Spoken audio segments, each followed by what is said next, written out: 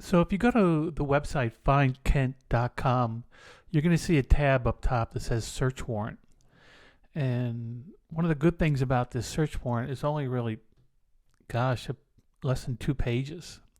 It's very easy to read. And it was signed on May 25th, 2010. So to put that in perspective, Kent disappeared in 2002. So this was 8 years after Kent disappeared, but at the same time, the search warrant was signed 10 years ago.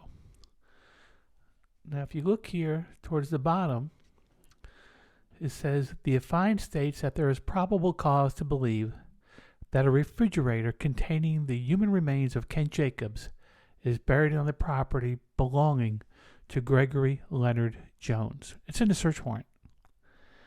And to this day, that refrigerator has never been dug up.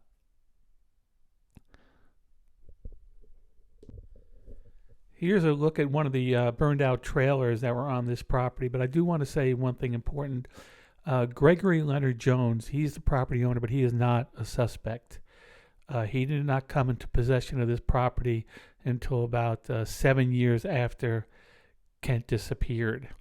It was a property owned by his father that passed away in 2009, and his father, Cliff Jones, is the one that walked into the fire station and asked to speak to the fire chief, and he said, come get Kent, he's on my property. And that's also in the search warrant. And so we want to get this property, we want to get that refrigerator dug up. It's in the search warrant, so we're asking the sheriff's office to go back on that property and dig up that refrigerator, open it up, and once and for all we could see if this is a good lead or a bad lead. But we feel pretty strongly about it because it did make it into a search warrant, which means it was probable cause and a judge signed off on it. And for whatever reason, the effort made to actually dig up that refrigerator and pull it up out of the ground and open it, it just hasn't been done yet. And that search warrant was in 2010, and this is now 2020. We're in May of 2020, so it was over 10 years ago right now.